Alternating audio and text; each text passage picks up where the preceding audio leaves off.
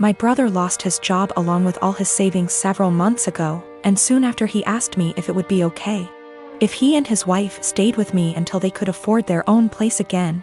I hesitated at first, considering I only have a one-bedroom apartment, but according to them they had no other options, so of course I invited them over and bought a blow-up mattress for the living room.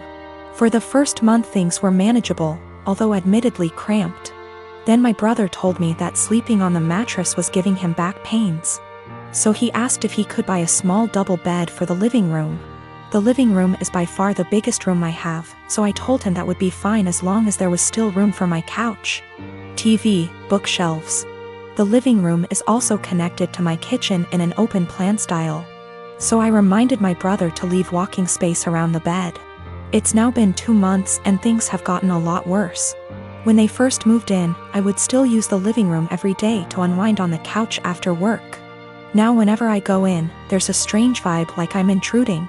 My brother and his wife are often sitting in bed together when I go in. I always knock and stare at me pointedly until I leave. Sometimes when I sit down they will directly ask me for some alone time and say they would like the room to themselves. This came to a head yesterday when my sister-in-law messaged me with a timetable she'd made of when it would be a good time for me to use the living room. The timetable basically says that they will allow me into the room for an hour each evening, plus 20 minutes around meal times. I basically shut her down instantly and told her there was no way I'd be following the timetable since in the end it's my apartment. She sent me back a huge message with a dozen paragraphs about how my constant presence was ruining her marriage with my brother and they feel like they have no privacy. I tried to talk this over with my brother that night, but when I got home neither my brother //SIL were talking to me. So he's clearly just as pissed. Today an Amazon parcel arrived for my brother with a lock for the living room door, which I told him there's absolutely no way I will allow him to install. My brother says I'm creepy for wanting constant access to where they sleep and he's insisting on installing the lock anyway. My son is almost 17. This Christmas we bought him an expensive computer gaming chair, as he plays a lot of online multiplayer shooters.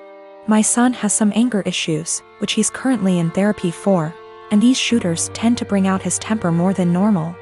However, for the past few months he's been keeping it together well, so I figured the chair might be a fair present.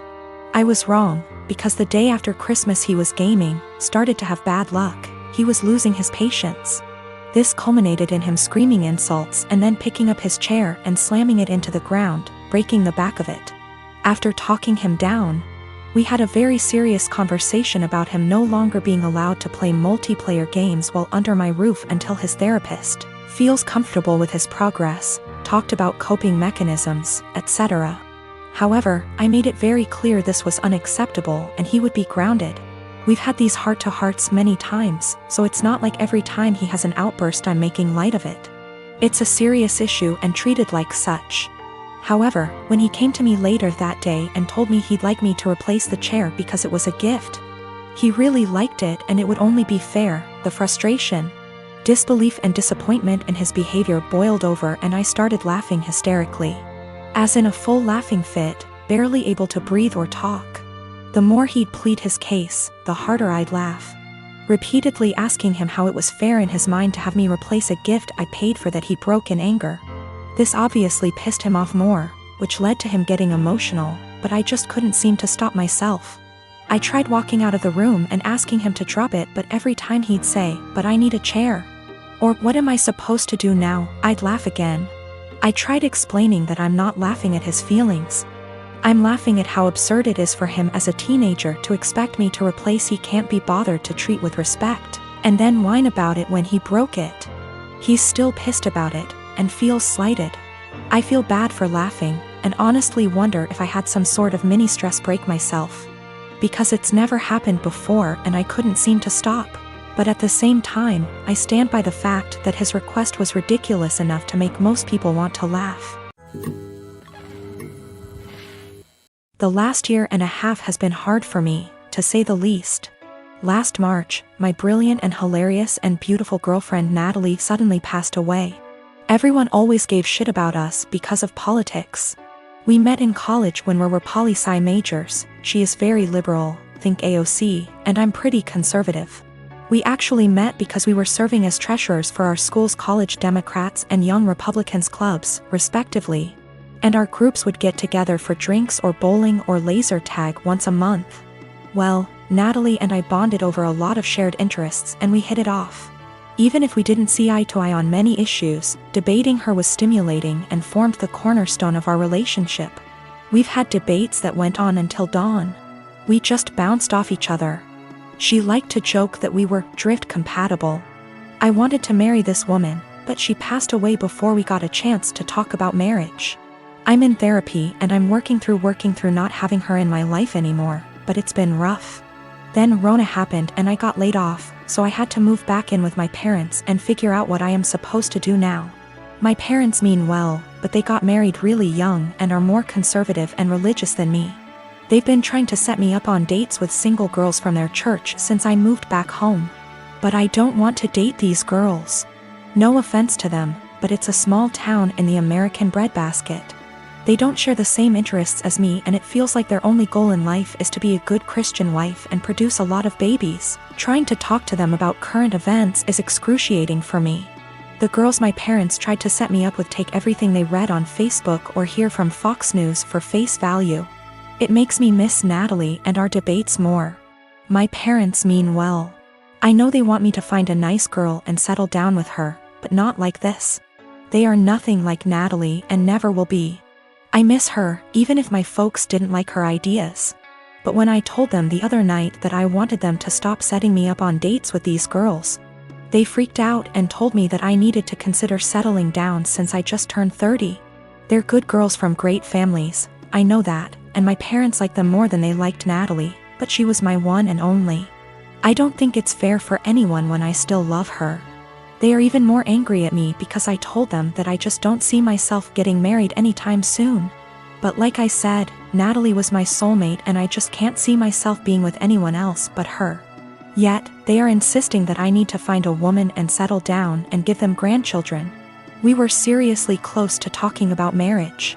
But around the time she died, it was more like how funny it would be if the bridal party wore blue and the groomsmen wore red because the bride is a Democrat, and the groom is a Republican / Romeo and Juliet deal. I wish we got to do that. Natalie thought it was hilarious. I'm 19 years old female was traveling alone on an 11-hour flight today. And a guy in his 20s year is in the same row as me.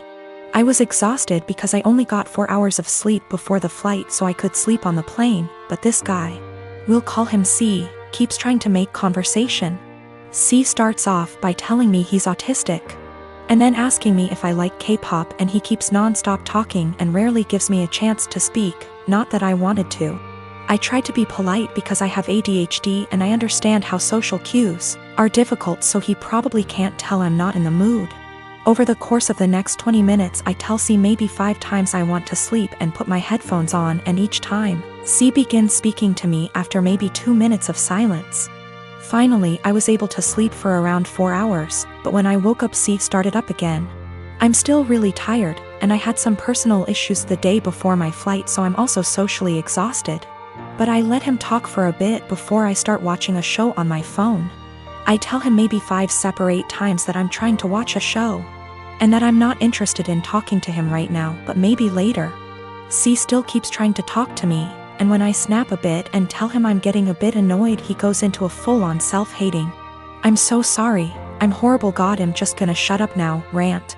And I feel bad because I should have been nicer to him and I can understand emotions being too strong and spiraling. I tell C that it's okay, and I just want some time to myself as I'm not the chattiest person, but maybe later we can talk.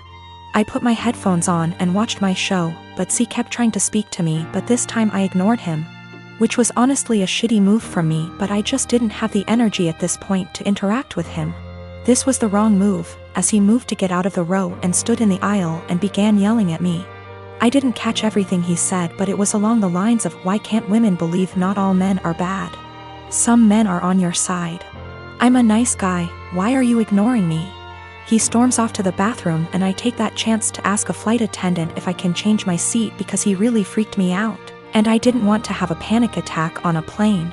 The flight attendants were amazing and got my stuff and moved me far away from him. I feel like I'm TA because he does have autism and I could have been more patient maybe, and ignoring him was a shit thing to do.